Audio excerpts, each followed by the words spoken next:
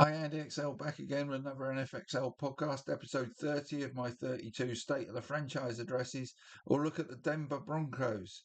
Now, it's entirely possible, but not a given, that the Broncos would have been in the Super Bowl rather than the Patriots if they had Bo Nix in the conference championship game between the two. That was a cruel blow that effectively ended their season, but with the Chargers and Chiefs likely to want to take the AFC West title away from the Broncos next season, they may well need to find significant improvement this off-season if they are to repeat that success of last term. So what can they do to find those improvements? Well, let's have a look at quarterback to start with. Bo Nix threw more passes than any other quarterback in the regular season, but had a pretty low yards per attempt as they did not offer a great downfield threat last season. Now, I think they're changing the play calling. They're taking, they're handing it over to the OC essentially from Sean Payton. So Nix also led the league in game-winning drives with 7, showing he can produce one under pressure to do so. But on the flip side, if you have to make that many comebacks, it also shows that you did not get in front and dominate games early. That inconsistency during games was noticeable last season, and for me, is a major part of Nix's development needs to be more consistent during games. Just get them in front early. Play at the same level throughout. Don't wait till it's nearly over to suddenly find your best stuff. Um, Nix, that's my look at Nix and how he needs to improve next season. Running back, the Broncos ranked 13th for run offense despite J.K. Dobbins missing 7 games. R.J. Harvey had a good rookie season and Nix and Jaleel McLaughlin chipped in too. Dobbins was on a cut price 1 year deal, so the call here for the Broncos is whether to bring him back on a similar deal or go for a better stroke more durable option.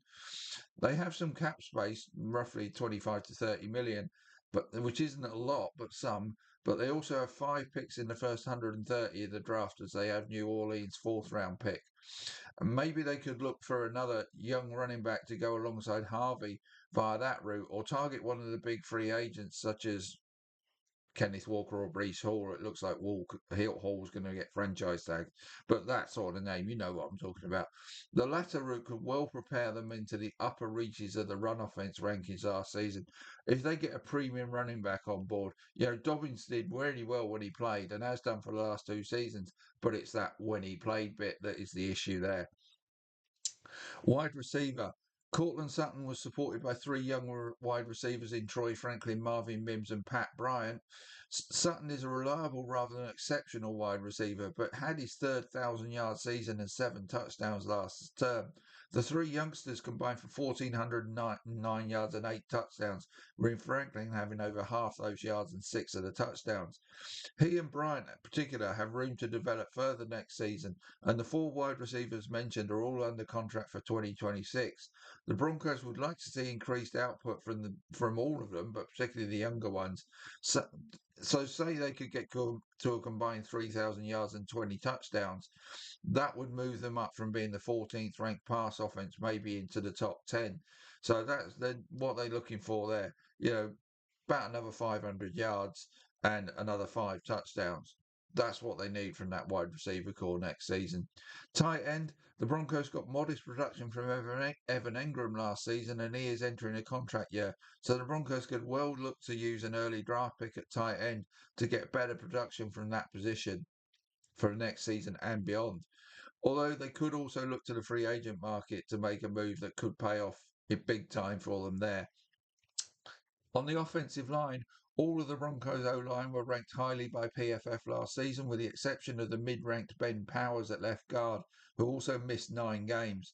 So the Broncos could look to upgrade at left guard this off-season, but the rest of the O-line looks set for me. Defensive tackle, the Broncos had the number 3 defense last season and will look to keep as much of that intact as possible. In this position, DJ Jones and Malcolm Roach shared duties at the heart of the Broncos D-line. Jones in particular had a strong year, and with both back for next season, I really don't think this is an area the Broncos need to pay any attention to this off-season. On the edge, the Broncos were just awesome rushing the passer for a variety of positions with 68 sacks and 164 quarterback hits. Just incredible, really, um, last season. 47 of those sacks came from the outside of the D line, and 132 of the quarterback hits came from there too.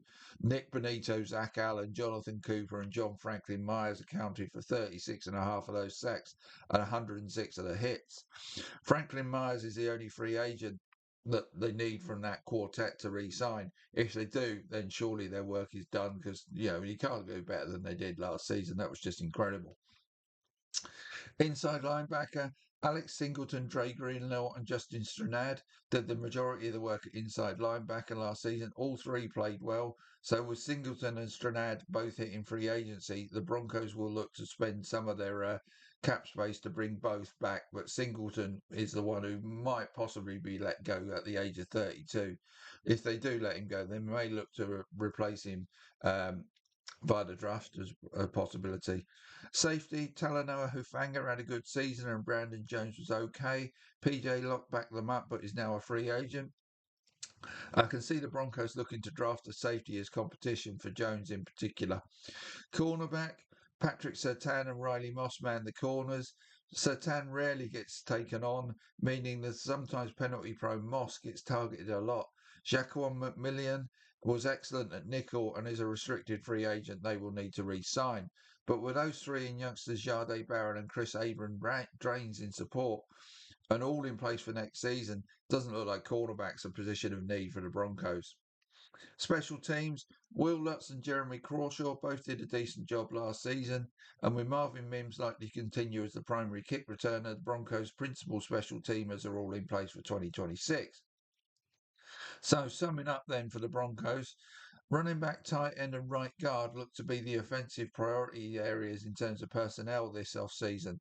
Then the Broncos need to see development improvements from Bo Nix and the younger wide receivers for them to improve overall on the offense next season.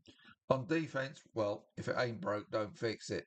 Inside linebacker, where there are two important free agents calls to make, they need to get those right.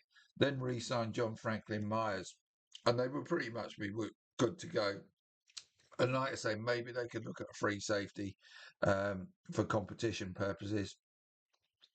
With the defense already being mighty good, it is on offense that bold moves could pay off, notably at running back and tight end. But the other thing they're really going to need is more consistent play and a step up from Nix. Maybe the new play caller would have helped that because you just got the feeling, didn't you, on the touchline sometimes there was friction between Nix um, and the head coach. So maybe that might help in that regard. But one of my shorter pieces here, because really there's not a lot for the Broncos to do. And the only thing is, like I said, I think the Chargers are going to be a lot better next season. The Chiefs may have it all on to catch both of the Chargers and the Broncos next season, but it's going to be a tough division. You can be sure how soon Mahomes comes back for the Chiefs is going to be critical in that area. So that's it for the Broncos. Just the two Super Bowl contenders to come now, and I'll get those done pretty soon. So look out for those coming up. Take care.